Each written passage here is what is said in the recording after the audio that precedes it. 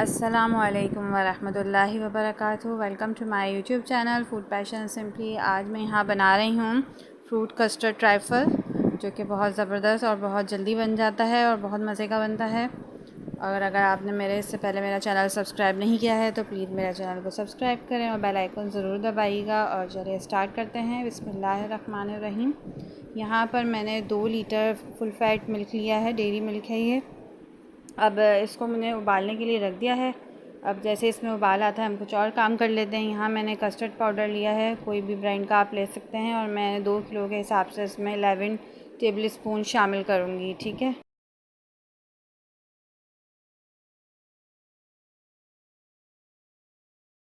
इसके पैकेट के ऊपर इनकी मेजरमेंट लिखी हुई होती है। उसमें हाफ़ केजी के अंदर तकरीबन जो है ना हाफ़ लीटर दूध में 2.5 से 3 चम्मच आप डालते हैं, लेकिन वो फिर पतला रहता है। तो मैं इससे थोड़ा बढ़ाकर मेजरमेंट ले रही हूँ। यहाँ तकरीबन मैंने 1 केजी के हिसाब से 5 टेबल स्पून लिया है। तो भरकर आपने स्पून्स लेने हैं, ठीक है। और उसको रूम टेम्परेचर मिल्क में 1 कप दूध के साथ आपने उसको अलग से मिक्स कर लेना है, लम्प्स ना रहें। अब यहाँ पर जो है दूध मैंने उबालने रखा था, इसमें उबाल आ रहा है तो मैं इसके अंदर 2 कप चाय के कप्स की मदद से मैं हेल्प से डाल दूँगी। 2 कप चीनी हर घर में मौजूद होता है।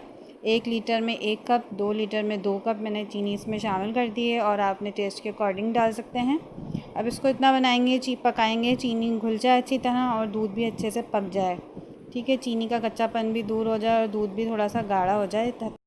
मैं यहाँ जो है ना गाढ़ा कस्टर्ड बनाना है, तो मैंने इसी हिसाब से भर भर कर टेबल स्पून लिए हैं। उसको मैंने अच्छे तरीके से घोल लिया था। अब यहाँ पे दूध में ना मुकम्मल बॉयल आ गया है, चीनी का पानी भी खुश्क हो गया थोड़ा बहुत, यानी कि जो उसको पका लिया है मैंने अच्छी तरह। 5-7 मिनट तक खूब अच्छी तरह बॉयल दिया था। अब यहाँ मैं चम्मच चलाते जाना है, पहले उसको अच्छे से मिक्स कर लें। जो भी हमने बैटर घोला था उसके बाद उसको हमने कंटिन्यूसली हिलाते जाना है अच्छी तरीके से सारा डालने के बाद, ताकि लम्स ना बने, ठीक है। अगर आप हाथ रोक देंगे ना तो लम्स बन जाते हैं। ये देखिए माशाल्लाह से बहुत ज़बरदस्त और गाढ़ा सा हमारा कस्टर्ड तैयार हो गया है।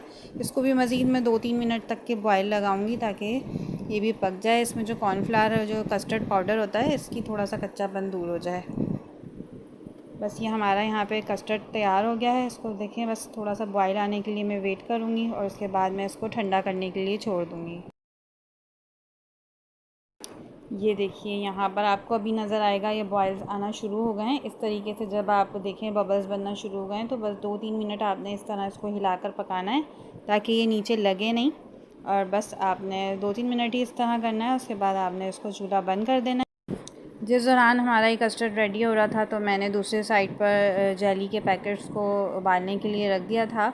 अब मैं आपको बताती हूँ कि मैंने किस तरह इसको पकाया था। जेली के पैकेट्स पे भी इसकी रेसिपी लिखी होती है, लेकिन ये बहुत इजी है। लेकिन उसके ऊपर भी पानी की मिकदार ज़्यादा लिखी होती है। आपने पानी की क्वांटिटी कम लेनी है। उस पर 2 कप लिखा होता है, आपने 1 कप पानी लेना है और उसको अच्छे तरीके से आपने उसको पकाना है। और थोड़ा सा जब तक ये डिज़ोल्व भी हो जाए और पानी भी थोड़ा सा ड्राई अप हो जाए इसका, ताकि अगर आप इसका पानी उसी पैकेट के मुताबिक ले लेंगे ना तो ये पतली पतली बनती है और ये जमते नहीं, पीसेस नहीं कट होते इसके, ठीक है। इसी तरीके से मैंने रेड जेली को भी बना लिया था। 2 कलर्स की जेली मैंने ले ली। अगर आप चाहें तो 1 कलर ले सकते हैं जो आपको पसंद हो। तो मैंने यहाँ दोनों कलर्स, एक स्ट्रॉबेरी फ्लेवर और एक बनाना फ्लेवर लिया था, ठीक है। इसको भी इसी तरीके से आपने पानी की मिकदार कम रखनी है। 2 कप के बजाय 1 कप पानी डालना है, ठीक है। अब इसको हमने ठंडा कर देना है रूम टेम्परेचर पे, फिर इसको फ्रिज में रख दें तो ये अच्छी सी सेट हो जाएगी। यहाँ पर जो ना कस्टर्ड देखें ठंडा हो गया था, इस पर भी परत जम गई थी और मैंने डिज़ायर जो मुझे फ्रूट चाहिए थे वो भी मैंने कट्स करके रख लिए थे। अब मैं यहाँ बाउल में, सबसे पहले आपने एक कांच का बड़ा बाउल लेना है, जो भी आपके पास है, तो जिसमें भी सेट करना चाहते हैं वो वाला आप बाउल लें। फ़र्स्ट लेयर आप उसके अंदर जो है आप केक इसकी कस्टर्ड की लगाएंगे। उसके बाद आप इसमें बनानास और सेब वगैरह काट कर अच्छी तरह डाल दें। फ्रूट कॉकटेल अगर आप डालना चाहें तो डाल सकते हैं। अगर हाँ इस मौसम में ग्रेप्स अगर आपके पास अवेलेबल हों तो आप ग्रेप्स बहुत ज़बरदस्त लगते हैं, इसके अंदर आप ग्रेप्स शामिल करें। ऊपर वही रेड जेली, फिर उसके बाद केक की लेयर। यहाँ पर अब आपने केक की जो लेयर है उसको थोड़ा सा थिनली स्लाइस करके लगाना है, ठीक है। और उसके बाद आपने फ्रूट जो भी पहले डाले थे हमने फर्स्ट लेयर में, वही फ्रूट को हमने रिपीट करना है तमाम। अगर आप कॉकटेल नहीं डालना चाहते या जो फ्रूट आपको पसंद नहीं है वो आप एडिट कर दें, हटा दें, स्किप कर दीजिए और अपनी मनपसंद इसमें फ़्रूट ऐड कर सकते हैं आप। जैसे अगर आप अंगूर मिल जाएं बहुत ज़बरदस्त लगते हैं, और अगर आप पूरी कॉकटेल नहीं डालना चाहते तो पाइनएप्पल भी यूज़ कर सकते हैं खाली, और खाली कॉकटेल भी यूज़ कर सकते हैं, जैसे आपको अच्छा लगे। और ये बहुत ज़बरदस्त बनता है, सीज़नल फ्रूट के साथ बनाते हैं तो बहुत ज़बरदस्त बनता है और बच्चे बड़े सबको पसंद। अच्छा, इस डेज़र्ट की आप असेंबलिंग अपनी मर्ज़ी से भी कर सकते हैं। जो चीज़ आप पहले डालना चाहें पहले डाल सकते हैं, जो चीज़ आप ज़्यादा करना चाहें, जैसे कस्टर्ड ज़्यादा करना चाहें, फ्रूट्स कम डालना चाहें, इट्स अप टू यू।